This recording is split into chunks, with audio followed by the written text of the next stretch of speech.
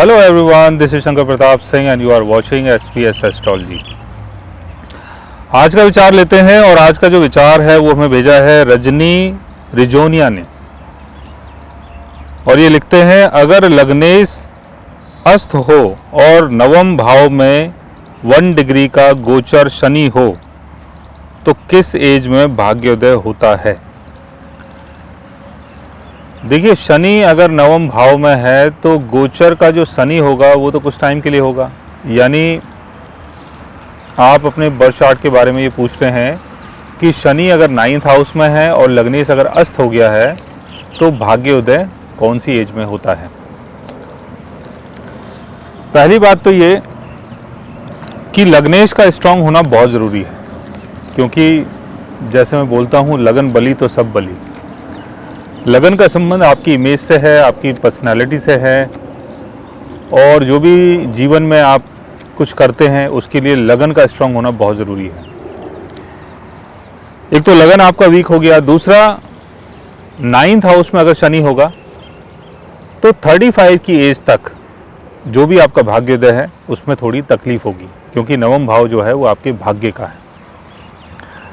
अब 35 की एज तक ये जो तकलीफ है आपको झेलनी पड़ेगी। उसके बाद नवमेश, उसकी पोजीशन क्या है ये देखना बहुत ज़रूरी है।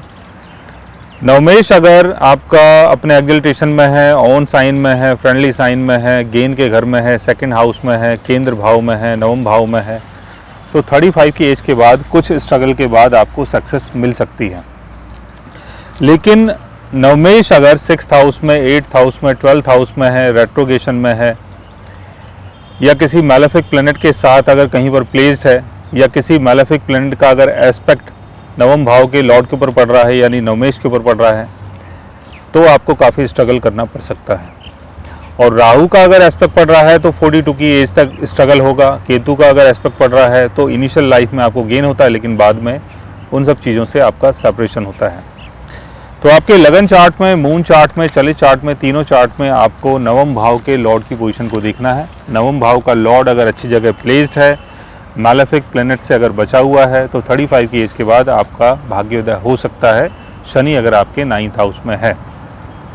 लेकिन नवमेश अगर वीक पोजीशन में है, कंबस्ट हो गया है, रेट्रोगेशन में है, और D9 चार्ट में भी अगर वो अपनी वीक पोजीशन में है, तो कई बार भाग्योदय में काफ़ी तकलीफ होती है और जीवन भर इंसान को संघर्ष करना पड़ता है। सो गाइस, आज मैंने आपको बताया एक ऐसे योग के बारे में जिसमें आप ये जानते हैं कि आपका जो भाग्योदय है वो कैसे होता है और कब होता है। अगर आप भी जानना चाहते हैं किसी ऐसे योग के बारे में, तो उसके लिए आप हमारे चैनल को सब्सक्राइब कर सकते हैं।